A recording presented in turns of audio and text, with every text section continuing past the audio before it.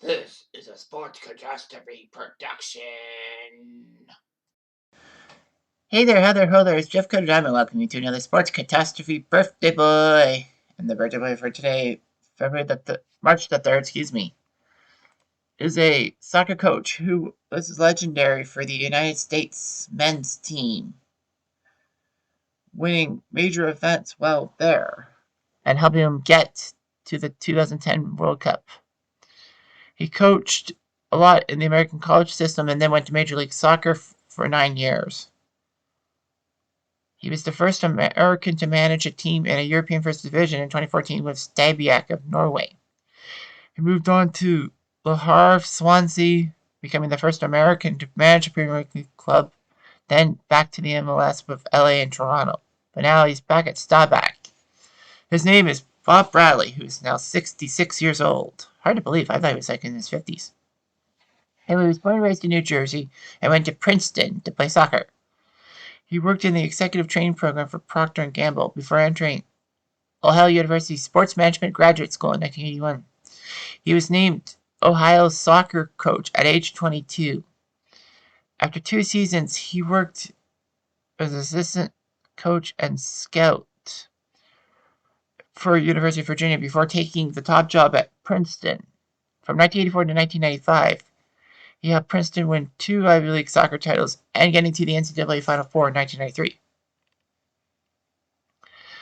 Bradley was hired as Bruce Arena's assistant, this time with the fledgling Major League Soccer's DC United. He worked hard and got DC back-to-back championship seasons, but by 1998, when Chicago got into it, he decided, why not? I'll take ownership of Chicago and become their head coach.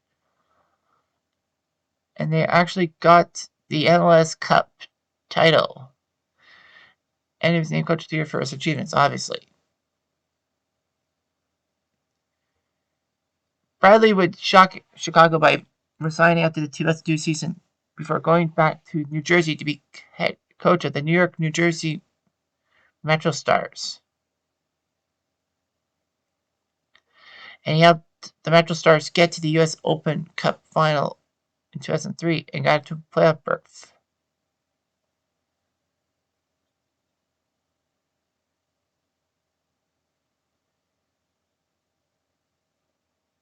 Anyway,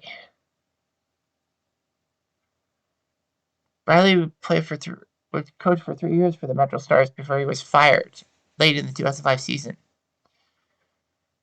And that wasn't good. However, Chivas USA, based in Los Angeles, would give Bradley the chance to be their manager. And he helped Chivas get to 3rd place in the Western Conference.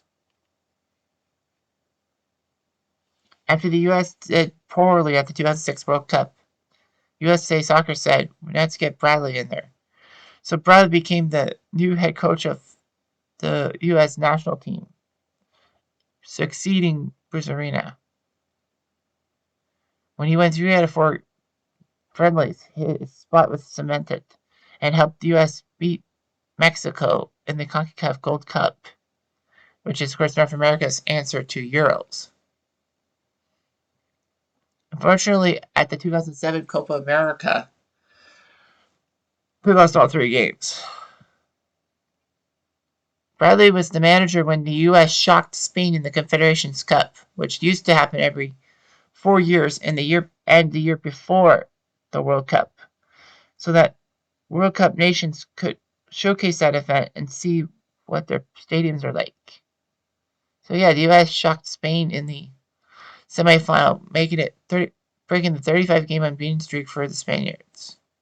And the U.S. actually had a 2-0 lead on Brazil and could have won the Confederations Cup, but lost 3-2.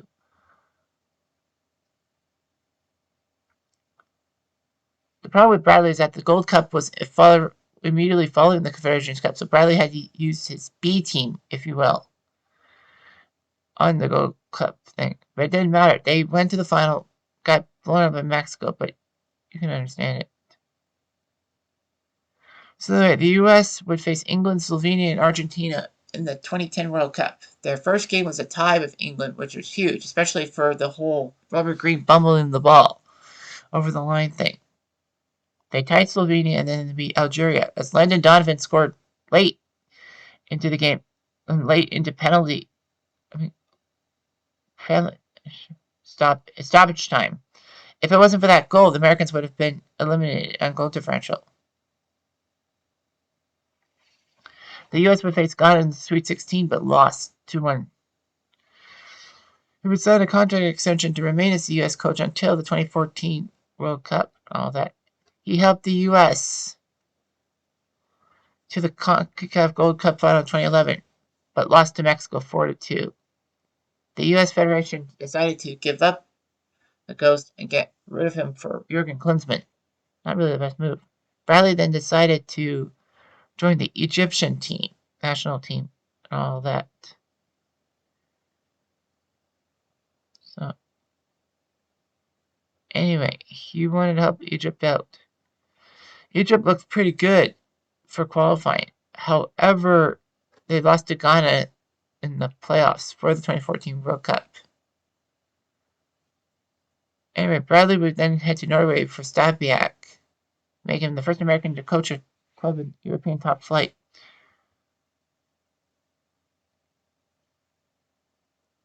He got Stabæk to be in the first qualifying phase of the Europa League, which was pretty good.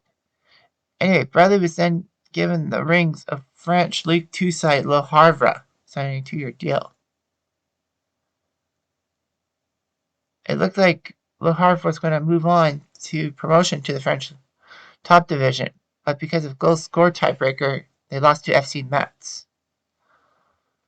So, October 2016, Swansea fired their coach and gave Bradley the chance to be the manager. Bradley became the first American to coach an ML club.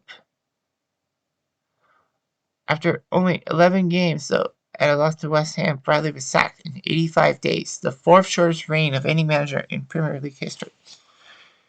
He would be 2-7-2 in his career, which was not really the best thing in the world. That.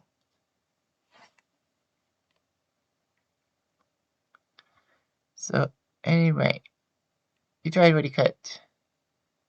And then he left to go back to the States to be part of LAFC's inaugural season of being in the MLS. And they beat Seattle in their first ever game. And it was Bradley's first domestic club job in the States since 2006. He helped LAFC do quite well in the first 3 years of existence and all that, but couldn't get over the playoff hump. And after LAFC failed to qualify for the 2021 playoffs, they parted ways. And guess what? Toronto FC got Bob Bradley, and I was thinking to myself, this has been fantastic. Bob Bradley, was a good coach and all that. And he would actually be reunited with his son, Michael Bradley, who was Toronto FC's captain and had been for 6 years. So, yeah, we had Michael Bradley. The TFC's team would sign 3 Italians, including Lorenzo Insigne.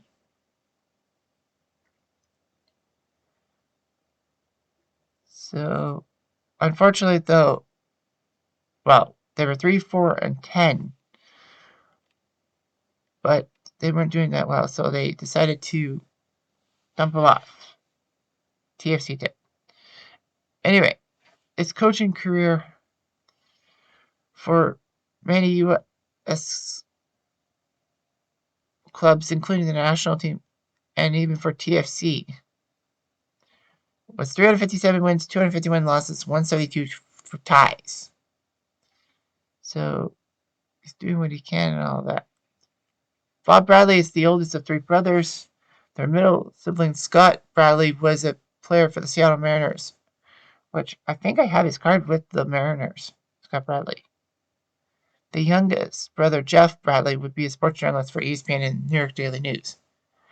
Bradley is married to a former lacrosse player from Virginia named Lindsay. And of course, Michael Bradley, their son. Great story, playing for many leagues before headed to TFC in 2014. And his daughter is married to the assistant coach for Seattle. Anyway, as a coach, he helped Chicago win the 1988 MLS Cup, two-time U.S. Open Cup champion, Supporters Shield in 2019, Canadian Championship in 2020 with TFC, Gold Cup 2007, and was a great MLS coach and a great U.S. national coach. And that's the way it should be, shouldn't it? Anyhow, I'm Jeff Diamond. I do.